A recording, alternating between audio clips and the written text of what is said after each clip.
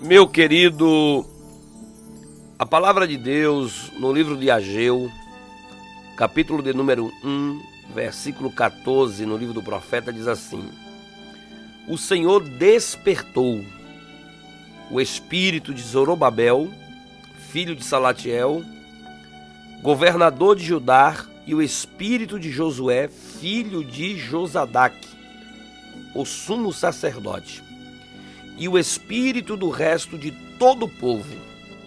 Eles vieram e se puseram ao trabalho na casa do Senhor dos Exércitos, seu Deus.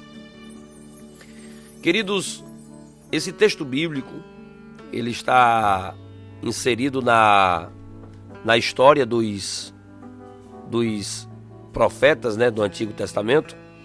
E no Antigo Testamento nós temos aí os profetas que tinham ministério, os livros, os textos escritos por eles, são os chamados profetas maiores e menores do Antigo Testamento. Está numa coleção, começa desde o livro de Isaías até o livro de Malaquias, somando aí um total de 17 livros. E na Bíblia judaica esses livros estão organizados de forma a colocar profetas anteriores e profetas posteriores, pois os profetas posteriores é aqueles pós-cativeiro e os profetas anteriores é aqueles que profetizaram antes ou até durante o início ali da invasão do cativeiro babilônico. Ageu mesmo, ele se classifica como um profeta posterior, que é um profeta que vem depois do cativeiro babilônico. E é interessante saber disso, porque a nossa Bíblia está como profeta maiores e menores, questão de duração e durabilidade de ministério e desenvoltura, e não necessariamente conteúdo, tamanho de volume, e não necessariamente pelo ter um ministério maior do que o outro, ser mais famoso, não nesse quesito. E os profetas, nós temos também aqueles que foram orais, que só tiveram as suas profecias registradas, mas não tiveram, por exemplo, nenhum registro das suas profecias. Tiveram só o registro dos seus ministérios. Às vezes, raramente, alguma coisa como Elias, Eliseu, pouco conteúdo em si das suas profecias, mas é mais um relato da existência desse profeta, como Micaías, no próprio livro lá de Reis também, Ai também, um profeta. Então esses profetas, eles tinham como base escriturística para eles ministrarem a palavra de Deus, eles tinham o Antigo Testamento. E no Antigo Testamento ali, o Pentateuco, o livro de Moisés, era a base para que eles olhassem para o povo e percebessem que o povo estava completamente sem rumo, desnorteado, fora da rota, fora da vontade de Deus. E no livro do profeta Ageu nós percebemos um momento de avivamento, um momento em que o povo de Deus estava saindo das mãos de Babilônia, saindo da mão do império que havia destruído eles, que havia colocado eles para baixo na lona, e eles precisavam reconstruir o culto, reconstruir o lugar da adoração, precisavam reconstruir o templo, a casa de Deus. E a Bíblia diz que o Espírito do Senhor, o Senhor foi quem fez isso.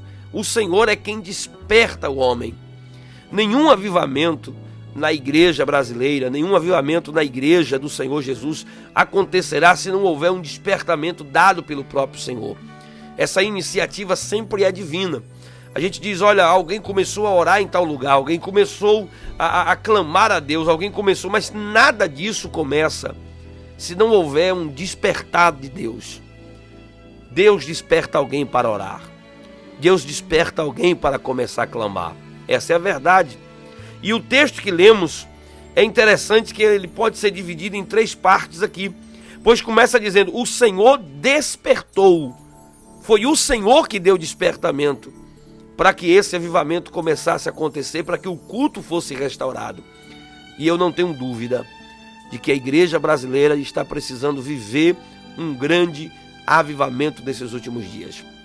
E quando falo de avivamento, eu não estou falando simplesmente de movimento. Quando falo de avivamento, não estou falando simplesmente de movimentos religiosos de êxtase, de euforias, né? De pessoas que vão para lugares onde há movimentação gospel, movimentação de artistas, de apresentadores. Não. Quando falo de avivamento, falo no sentido da sua própria palavra em si, né? Do que a gente entende pela teologia, de que avivamento é quando você sai de um estado de estagnação, quando você sai de um estado de morto para um estado de vida, né? De vivo. Quando você consegue perceber que a sua vida está estagnada, está parada, está estacionada e passa a ter movimento espiritual, vida espiritual. Quando as faculdades do espírito voltam a ressurgir na vida da pessoa. Por exemplo, o amor não existe, passa a haver amor, né? Passa a amar. Quando não há alegria, passa a ter alegria. Quando não há esperança, passa a ter a esperança. O avivamento provoca isso. Salvação de alma, salvação de vidas, renovação, mudança de caráter, de comportamento. Porque quando Paulo diz assim, não andemos mais como filho das trevas, mas como da luz. Então tudo isso são consequências do verdadeiro avivamento. E nada disso vai acontecer se nós não entendermos o despertar de Deus. Então a gente precisa estar sintonizado com os céus, alinhado com o Espírito Santo, para compreender que Deus, nesses últimos dias, tem provocado inícios de um grande despertamento, de uma grande mudança. Há um sinal aí e a igreja precisa perceber isso. Veja que no texto em que está a preço, o espírito de Zorobabel, o governador de Israel, aquele governador que estava ali de Judá, que era o filho de Salatiel, o Zorobabel, ele percebeu, ele foi despertado no seu espírito. O governo começou a se despertar. E eu não estou falando aqui de Bolsonaro, não estou falando aqui de governador fulano, governador ciclano de tal, mas há esse mover na nação brasileira. Há muita gente se despertando para querer justiça, querer a verdade, querer melhorar o país. Já há sinais de mudança. Há gente que está chegando, gente que está se levantando para ver essas mudanças acontecerem. E perceba que é um avivamento sincronizado aqui no texto. Pois o texto diz que Deus despertou o espírito do governador, Deus despertou o espírito do sumo sacerdote e Deus despertou também o espírito do povo. O povo começou a trabalhar. O povo começou a viver esse avivamento.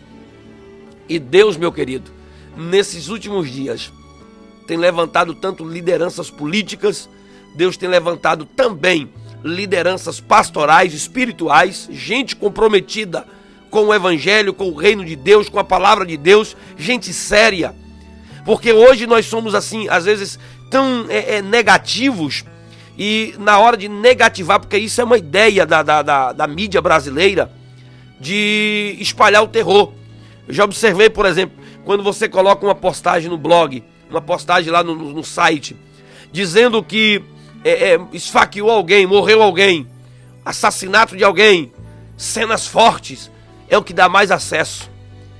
A imprensa, a mídia, em muitos casos, há um apelo exagerado e o povo querendo simplesmente essa tragédia, né? Querendo essa ideia do mocinho se dando bem, das corporações todas erradas, político todo mundo errado, pastor todo mundo errado, sacerdote todo mundo errado, igreja todo mundo errado. Não, irmãos, não é assim que funciona.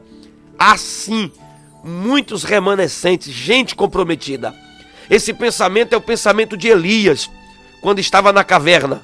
Ele achou que só ele era o único que tinha ficado em Israel, que não havia se curvado a Jezabel. Elias achou essa síndrome, né, de conservadorismo, de melhor pessoa do mundo, de um único que faz a obra de Deus certo, do único que está pregando o evangelho autêntico. Não. Há muitos homens de Deus, muitas mulheres de Deus, muita gente séria, honesta, gente que quer o bem do Brasil, que quer o bem da igreja, que quer o bem da cidade, gente que quer ver mudanças Assim, há muitos Zorobabel, há muitos governadores como Zorobabel, há muitos sacerdotes como Josué, o filho de Josadaque, e há muitos remanescentes do povo que quer construir a obra, que quer ver a obra. Deus, em todos os tempos, sempre teve a igreja. Deus nunca perdeu a sua igreja. E quando falo igreja, não cito necessariamente a denominação da qual faço parte. Eu cito a igreja do Senhor, a invisível, universal, o povo de Deus na face da terra. A igreja do Senhor está aonde há pessoas comprometidas com o evangelho de nosso Senhor e Salvador Jesus Cristo.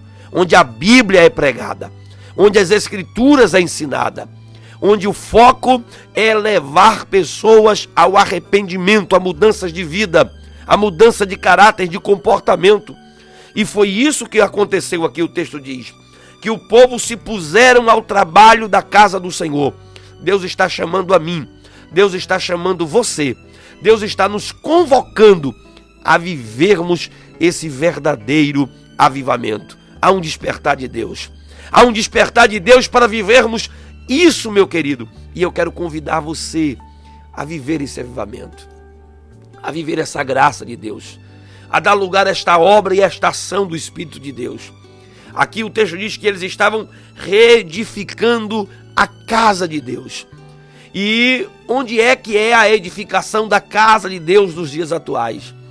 A casa de Deus é o povo de Deus. Eu sou um tijolinho da casa de Deus. Você é um tijolinho da casa de Deus. Cada um de nós vamos compondo, um pedacinho da casa de Deus e juntos nós se tornamos a grande casa de Deus, aonde o Espírito de Deus habita no templo, que é a igreja do Senhor Jesus. E nesta manhã, Deus está querendo que nós, eu e você, possamos edificar a casa de Deus. E como é que a gente edifica a casa de Deus? Quando eu edifico o meu irmão. É isso que o verdadeiro avivamento vai produzir, edificação de uns aos outros.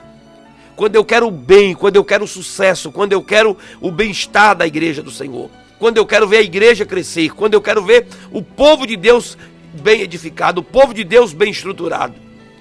Mas infelizmente tem também aí os Tobias, os Sambalates, os que se levantam contra o próprio povo de Deus, contra a própria igreja. Mas Deus nos chamou para uma grande obra, para um grande desafio. E nessa manhã, meu querido, eu lhe intimo pela palavra de Deus. Vamos viver este verdadeiro avivamento. Vamos viver essa vida que o Espírito Santo tem em nós. Tem um louvor do Marcelo Aguiar, interpretado pelo o Marcos Feliciano, que diz assim: me dá poder de filho, porque eu necessito da sua cura. E eu quero encerrar essa mensagem tocando essa canção para você. Você que está nos ouvindo agora, deixe o mover de Deus, o avivamento de Deus tomar conta da sua vida. Deixe a palavra de Deus fluir no seu coração. E que você seja edificado para a glória do nome do Senhor Jesus. Que Deus, querido, fale fortemente ao seu coração e que você tenha esse avivamento na sua vida, em nome de Jesus.